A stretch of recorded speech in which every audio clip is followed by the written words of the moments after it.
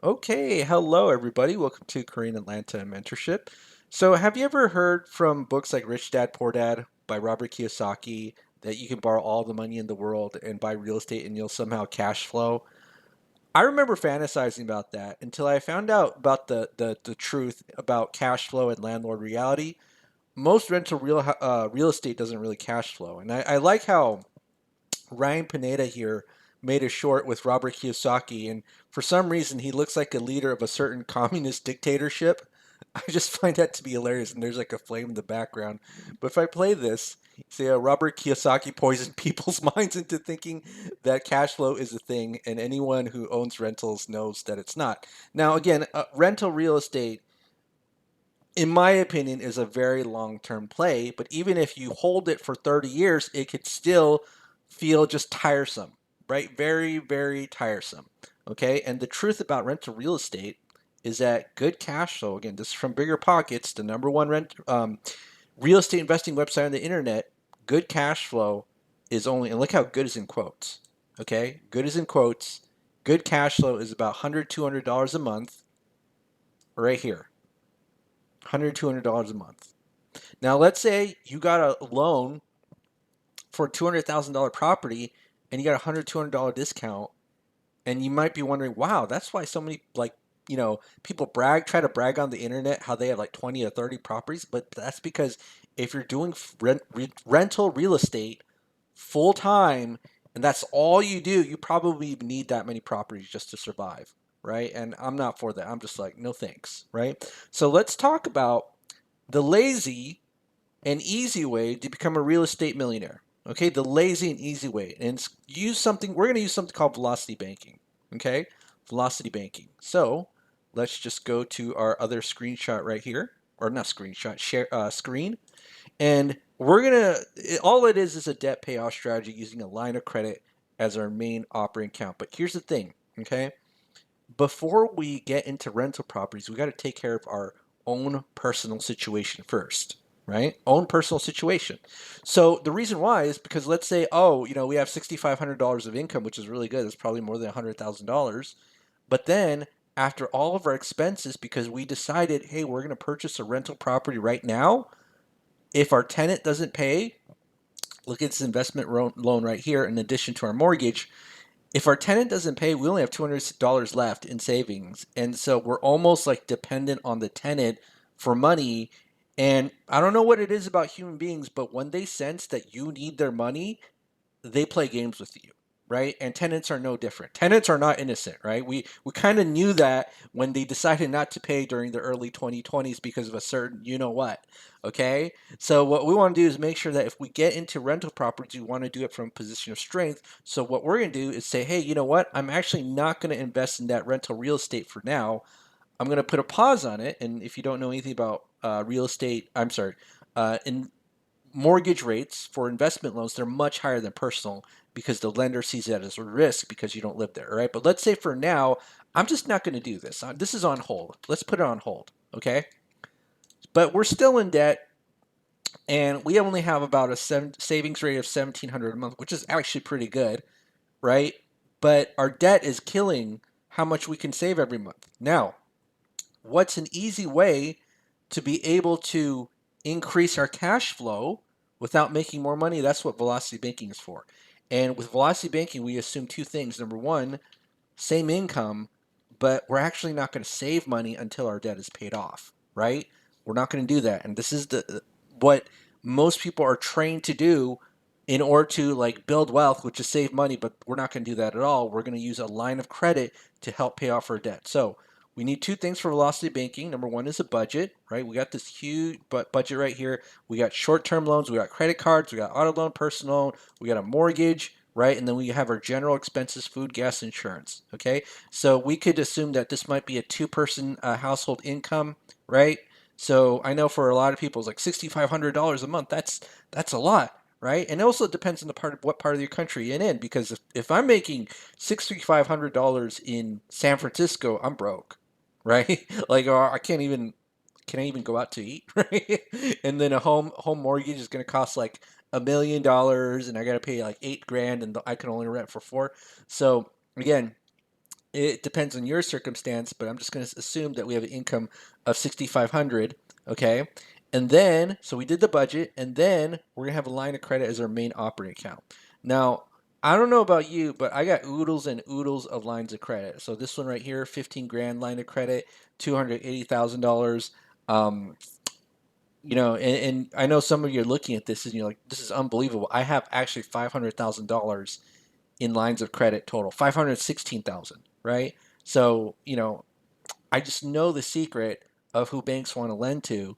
And here's the secret that nobody wants to listen to because I don't know why. People just don't listen. Then they say, well, how do you get a line of credit? What's the plan? And the plan is you get it when you don't need it, right? That's how I got all of this because, I'm not saying I'm rich, but read between the lines, right? Okay. So now let's assume that we have access to, I don't know, maybe a $30,000 home equity line of credit at 9%. The lowest rates I've ever seen for a home equity line of credit is like 7.5.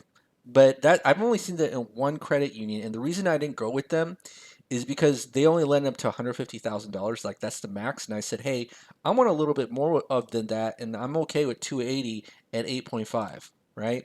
So again, let's assume we have access to a line of credit at this interest rate. Okay. So now what are we going to do? Okay. Well, we're going to go ahead and copy some of this information, right? Copy some of this information and then go ahead and shuffle some debt, right? We're going to shuffle some debt because it's about debt and cash flow optimization. Instead of having savings, we're going to have something called cash flow, okay? Cash flow, right? Because every single month, and I don't know, I'm actually going to show you screenshots of this. I really don't have any savings, right? So if you take a look here, right, this checking summary, I start with zero, I end with zero. I don't need anything in my savings. As soon as money hits my checking account, bam, it's in the line of credit. Okay, it's in the line of credit. All right, so that's what we're going to do. And so no savings, but we're going to increase our cash flow. And how do we do that? By taking some of this debt, and we're going to call it inefficient debt, possibly high interest debt. As you can see, high interest short terms are definitely the debt we want to get rid of and move it to the line of credit. So let's move these three short term loans, two credit cards into our line of credit. So we're going to go ahead and do that. And let's actually add up how much debt it is. So 1,400 plus 800 plus 3,000 plus 5,000 plus 8,000, and then that's 18 grand. Okay, so let's move 18 grand of debt into this line of credit. So 18,200. All right, so guess what happens just by shuffling this debt? Just by shuffling this debt, these all go to zero. Oh my goodness. So we went from 1,700 to $2,647 a month. And then once we've increased this number optimally in day one, then we do the actual velocity banking strategy, which is your paycheck into the line of credit and then your expenses out of the line of credit. Okay? Expenses, I can't even type today. Expenses out of the line of credit, and then this cash flow number is going to be used to reduce our debt along with some interest that we pay. So let's go ahead and do that and do the three formulas, which is we're going to calculate the next month's balance, which is the previous month's balance plus the previous month's interest minus whatever our cash flow is at the time, which is 2647.99. Okay. And then what we're going to do is calculate the interest. Okay.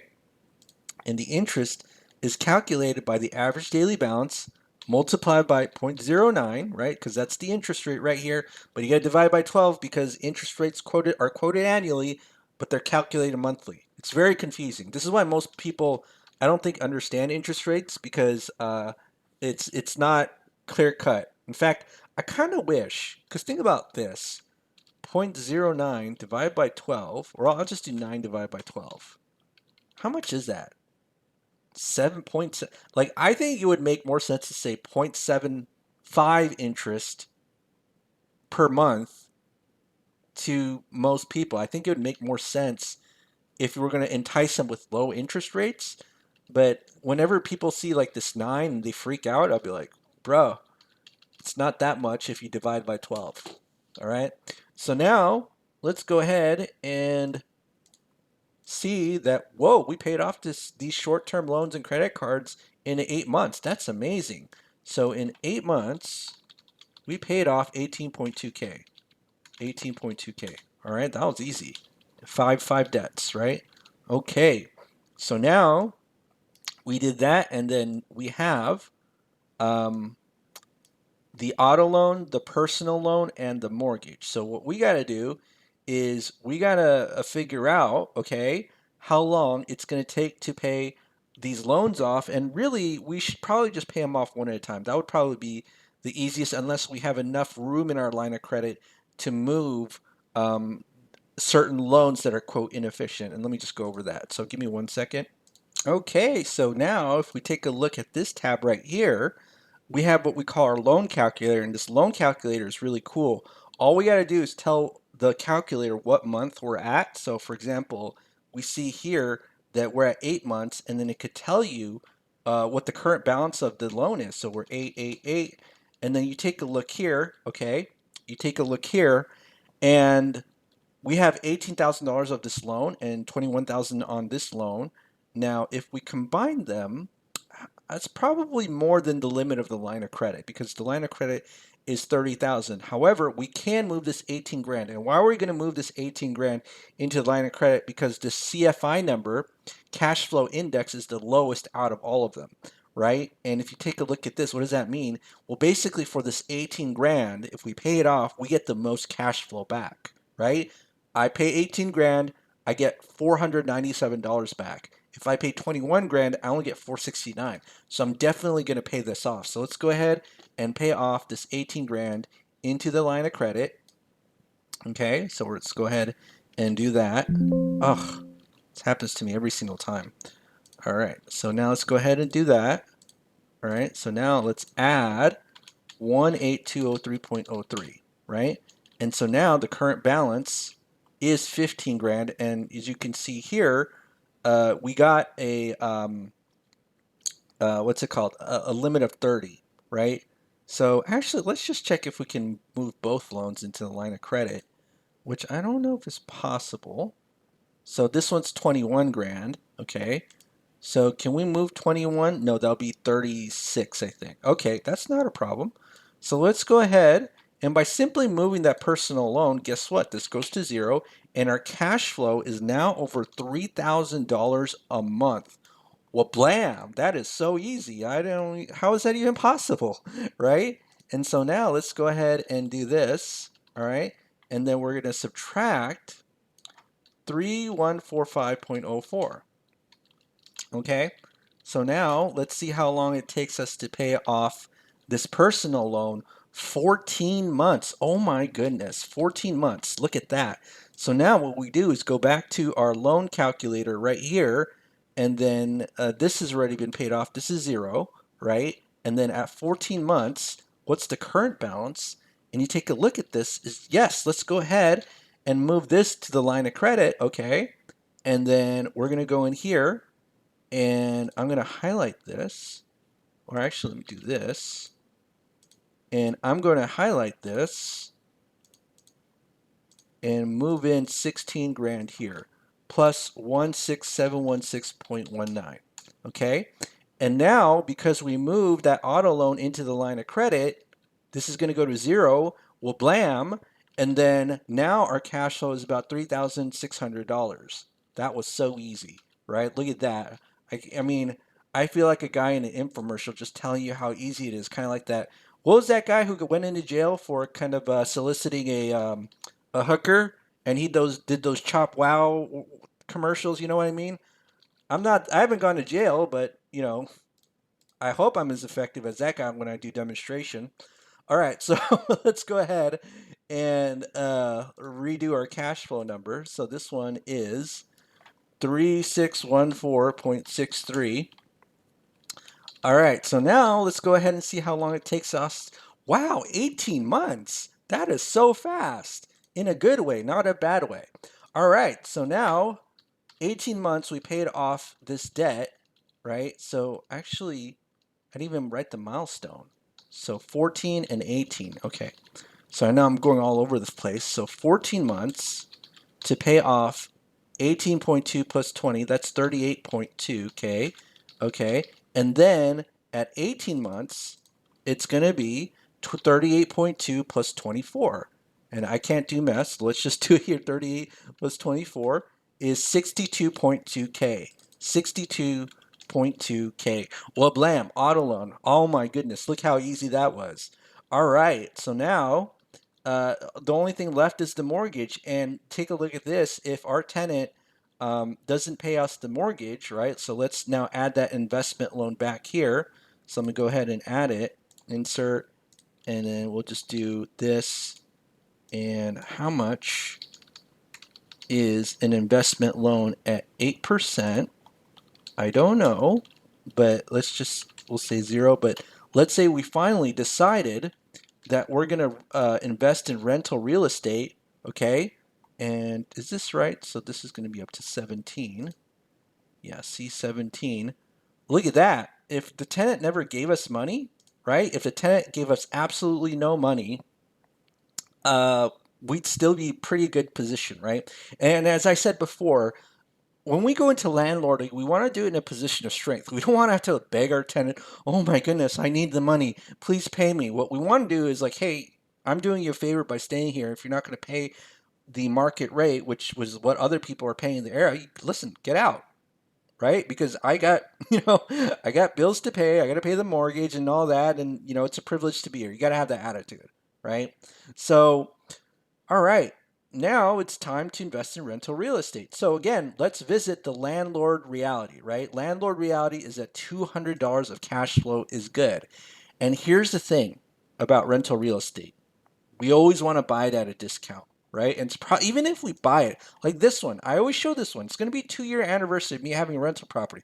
It's probably not even going to cash flow at over $100,000 discount because the rate to rent is not directly correlated to the price to buy, right? So for example, in areas like Los Angeles and San Francisco, your property, the mortgage may be like $8,000 a month if you buy a new home today. If you buy a new home in the retail market, it's probably going to be $8,000 a month of mortgage. And then if you decide to do something stupid like become a landlord there, you could probably only rent from $3,000 to $5,000 a month at most, right? So how does a rental property make sense in that area? Especially if you buy it at full retail value. Now, even if you buy it at a discount, you're probably not going to cash flow unless you get a huge, significant discount, right? Huge. And I don't know if you knew this about rental real estate trends.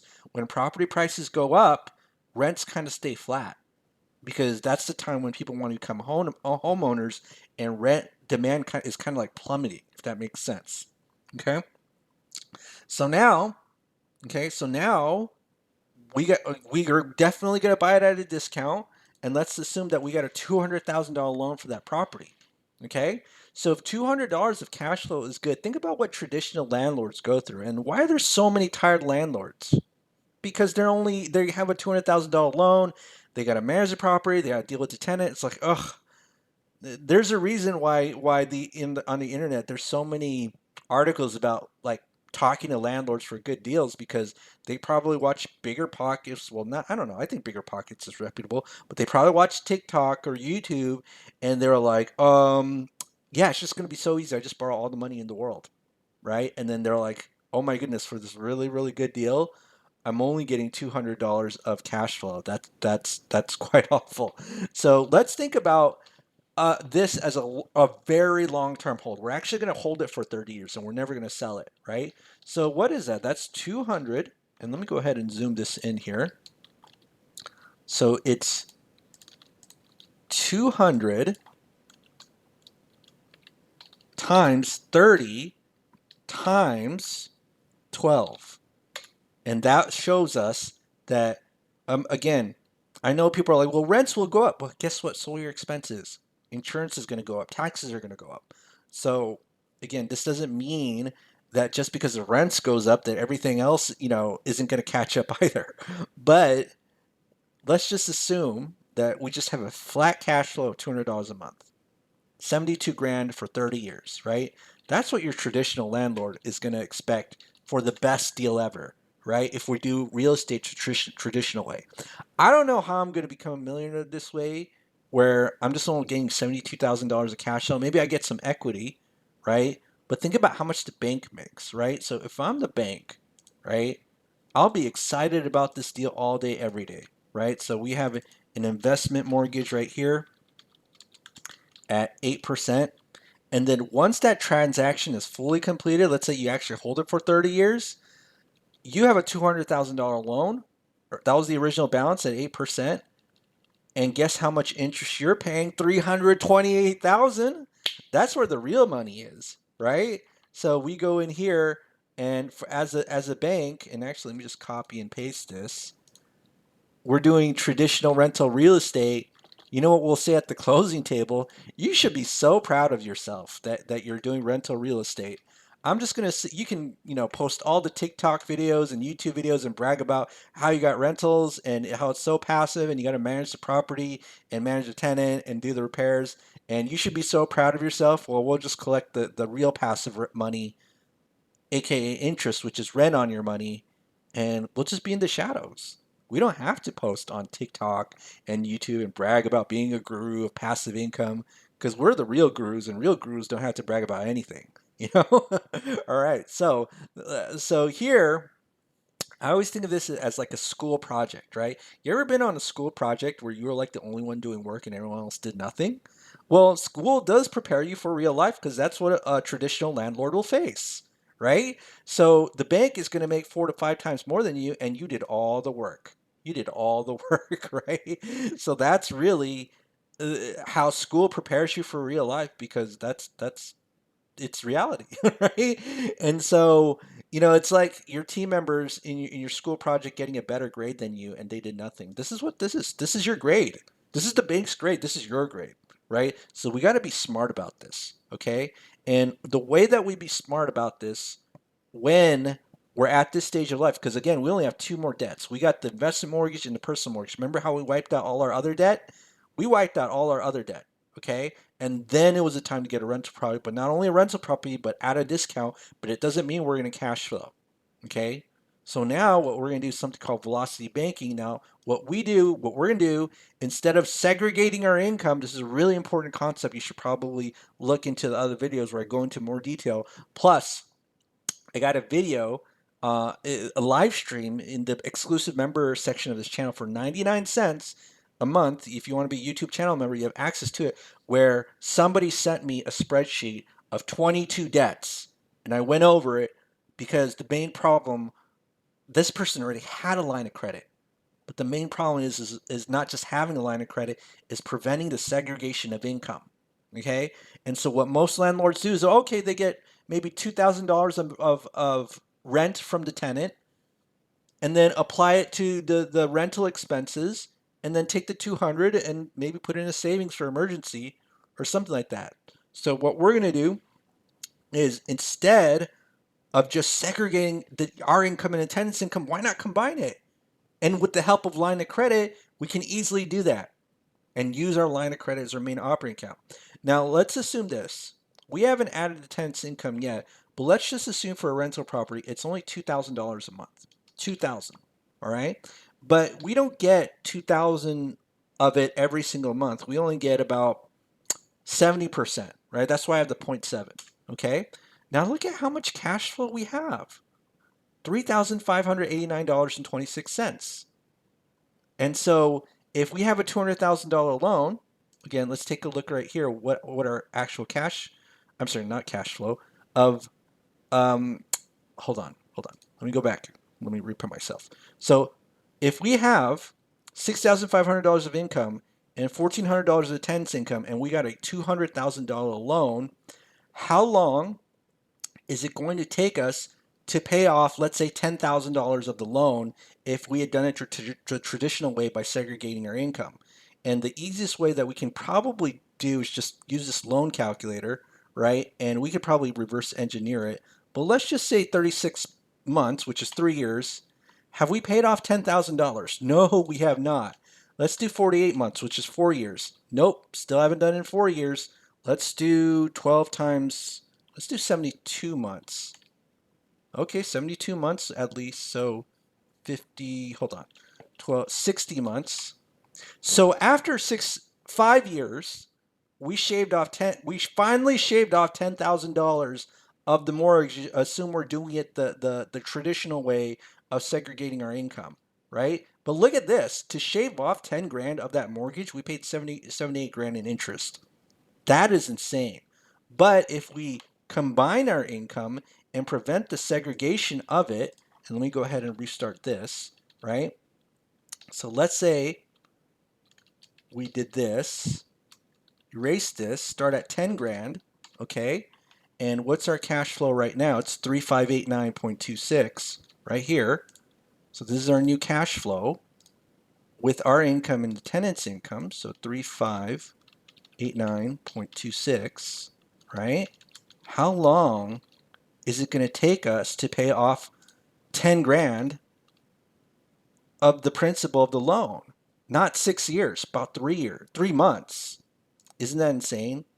So here, if we're just doing it the old-fashioned landlord way, where we segregated our income, and remember they told you in elementary school not to segregate, even though in college campuses these days they actually promote it. It's insane. I probably need to go over that in another video. And that's probably the reason why a lot of college kids are poor, because they're doing things that they told you not to do in elementary school. Here, we're telling you not to segregate your income, right? It's probably why so many landlords are struggling, because they do say, look at this, 5 years to shave off 10 grand. And we did it in 3 months. 1, 2, 3, well, blam. And then we just repeat the process again. That's the power of combining our incomes with the help of a line of credit. Okay? All right. So now, luckily, we have this Velocity Banking Calculator right here. Here it is. And again, this is a calculator provided by Renatus, where I originally learned Velocity Banking from. Right? And so many people are like, where do I get this calculator? And I said, register for Renatus. And they're like, I don't want to spend money. I'm like, okay, then you won't get it. See how that works? All right. So now let's go ahead and just fill in the information right here. So now I just got to put the original balance of that loan. And let's just say we started today, $200,000. And the current balance is $200,000. Interest rate is 8%, 30 years. What is the monthly payment? Let me take a look at the other screen. It is 1467.53. 1467.53. Now, here's the thing that people get tripped up about. How much do you move from the line of credit or the loan to the line of credit? Honestly, just a small amount, right? Because let's say I moved the entirety of my mortgage, this 8% mortgage, to this 9% line of credit. Actually, because the interest rates are similar, I think it'll actually be quite optimal. But let me just kind of check. 4.5 years, which is really good. But if there's a huge interest rate difference, right? And hold on, 893. I don't think that makes a difference. Okay, so if there's a huge interest rate difference, right? We don't want to move the line of credit into the loan into the line of credit. So let's say I just move 6,500. Look at how much more interest we save, right? But I think if the loan interest is very comparable, let me do 8%. So this is 38 grand, but let me move $200,000 and see how much difference it makes from the 8 to a 9. So 3,800, 44. So not that big of a difference. But if you move it from a lower interest rate to higher interest rate, you shouldn't move it in from a loan to a line of credit, because the interest rate actually does matter, right? Whereas if you do this method called chunking, let me see, where you just move a small amount, right? You move a small amount into the line of credit, like let's say 10 grand, it's pretty resistant to the interest rate. So let me just even do this with a 30%, right? So you see 30% just goes to 44. Now let me do a $200,000 replacement at 30%. Oh my goodness, I'm never going to pay it off, right? So that's what's crazy about this chunking method, is that it's very resistant to the interest rate of the line of credit. And so optimally, so here's like a rule of thumb, just do it the same amount as whatever your monthly income is and you should be fine, right? So what is the whole point of doing this chunking method? It's so that it's an easy way, again, very easy for you to combine your income and the tenant's income and pay off your mortgage quickly, right? Because the other way that more people normally do it by segregating their income, they run into cash flow issues, and that's why when they're in like a screen, a website to pay for stuff, and they see, hey, you could split that payments over time. That's where the short-term loan kicks in, right? Because like I'm in a cash flow crunch, I need an extra $200, or I don't have the money to pay for plane tickets. I might as well just do that buy now, pay later, and then they don't realize they're being charged 30% interest, right? Almost, it's crazy. Okay, but let's take a look here. Now, here's the thing: if you saw my other screen, the income of the rental property was only not. I mean, the personal income was 6,500, right? 6,500. That was the personal income. In fact, let me go ahead and change the screen right here. So we didn't even include the tenant's income. So 6,500, and then 1,400 is the tenant's income because it's $2,000 at 70%. And so my point is this: if we were at this stage of life, right, in a state when we're in a position of strength doing landlording, we would pay off this rental property in 4.5 years. 4.5 years. Isn't that insane? And so we didn't even include the tenant's income. It's like saying we're the worst landlord in the world. We're deadbeat tenant, right? Deadbeat tenant. And we're just like, I forgot to pick up the rent. Oh, what? My mortgage is paid off in 4.5 years? Wow. Oh, well, I guess I'm good. And then now let's go ahead and do the final step of adding our income and the tenant's income, right? So $2,000 times 0.7. And well, blam, take a look at this. Our first rental property was paid off in 3.3 years, right? So first is 3.3. That is so good, right? I'm like, because the average American doesn't even pay off a 30-year mortgage under 30 years. Now, let's assume, okay, and let me grab the screenshot and paste it in this one right here. We got another rental property at a discount, $100,000 discount, right? And we got another tenant in there because the easiest way to build wealth is to get rental properties at a discount. And I don't want you to I'm sorry, I don't want you to pay full retail value. And the easiest way you can find these properties is you find distress, right? Distress is the easiest way to get a discounted property, and there are people out there. I'm not saying it's the majority, but there are people out there who will thank you because they don't care about the money, they care about the peace of mind. Okay? The property is the problem, not the money. You're going to find people like that if you know how. All right? So now let's go ahead and add the second tenant's income. Again, we're going to repeat the process, same loan structure and style, $200,000 loan for $300,000 property. Get the second tenant in there. We combine our income and the two tenants' income, and oh my goodness, the second is paid off in 2.6 years. What? That's insane, right? And let's go ahead and do this right now. We're going to do it one more time, get that discounted property, and then we're going to copy and paste, and then we're going to get by the third in 2.1. So the third is 2.1 years. Now let's figure out how many years that is. So it's 3.3, 2.6, 2 plus 2.1, right? That's about 8 years. Most people don't even pay off a mortgage in 8 years. We paid off 3 properties faster than most people would pay off their car notes, right? So why don't we just, let's make it a 10-year plan. We'll get another one, right? So I'm going to go ahead and get another rental property. And listen, you know how people talk about like, oh my goodness, I need like 20 rental properties in 1 year. I'm like, what the F are you talking about? You don't even need one a year, right? You could get one every couple of years. So now we get a fourth one. So the fourth one is paid off under 2 years. So now let's go ahead and see how long that'll take us, plus 1.8. And that's still not 10 years. Oh my goodness. Okay. Okay, so let's go ahead and just do the landlord math. Okay? Let's do the landlord math. So let me actually do this, okay? Let me go back to the other screen. And where do we go? Yeah, let me go back to the other screen right here. And then we're going to do a comparison of how Velocity Banking Landlords fare between and how, do they do much better than a traditional landlord? Okay. And we're going to talk about rental property number one. All right, so let me just go back to the other screen. Let me just go in here. Whoopsie, did I screw up? Yeah, I did screw up. Let me do this right here. Okay, so let's just do this. So we see that the first property took us about 3.3 years to pay off. Okay, so what we're going to assume is that for 3.3 years, we did not take any cash flow from it.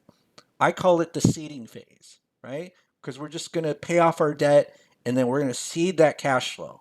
Okay, so let's go back to the other screen and we're going to do some calculations. So for 3.3 years, we're not going to take any cash flow. Well, so what's 30 minus 3.3? That's 26.7 years. Okay, so as a Velocity Banking landlord, once our debt is paid off in 3.3 years, that's when we start to get our cash flow. So it's 26.7 times $2,000 a month. Again, we're assuming the worst case scenario, and worst case usually mean the rent never goes up, which is not true. $2,000 a month times 70%, and then we multiply it by 12 because obviously 12 months in a year. How much cash flow is that? Wablam! $448,000 of cash flow. Take a look at that. 448560. 448560. Let me put a dollar sign there so it looks a little bit better. $448,000 in cash flow. And how much did the bank make? Well, let's go back to our Velocity Banking calculator right here. The bank, and I got to reverse some of these calculations because we're only counting the first tenant's income, only made 27 grand. 27 grand right there, right? And let me go ahead and do this. And we're going to copy the 27.7.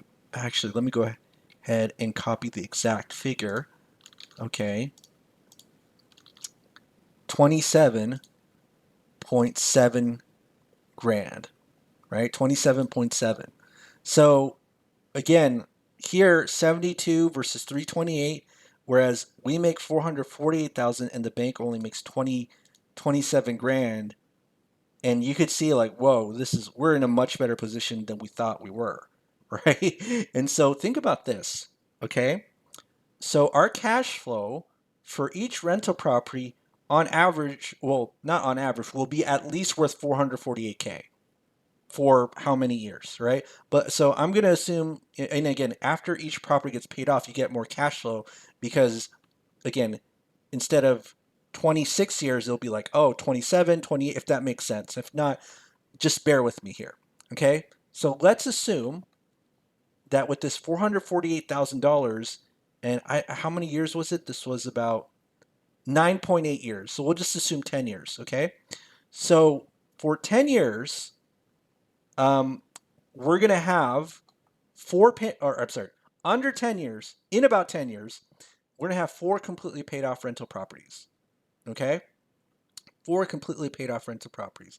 And so what we do is to figure out how much that cash flow is worth, we just multiply this number by 4. And now that's like 1.79 million, okay? So let's just kind of do this. And again, so that's how much this cash flow is worth throughout the entirety of your tenure as a landlord. About 1.8 million. Okay, and this is just quick and dirty math. I call it cowboy math. Now, how much is the equity worth? So the equity, so each house when we bought it was probably around $300,000, but real estate in general over the long term does appreciate. So let's assume that these $300,000 of houses are about 350. So 350,000 times 4 houses, that's going to be 1.4 million. Okay? So, as a real estate landlord, after about 30 years, right? Well, I don't even want to say 30. Well, maybe 30.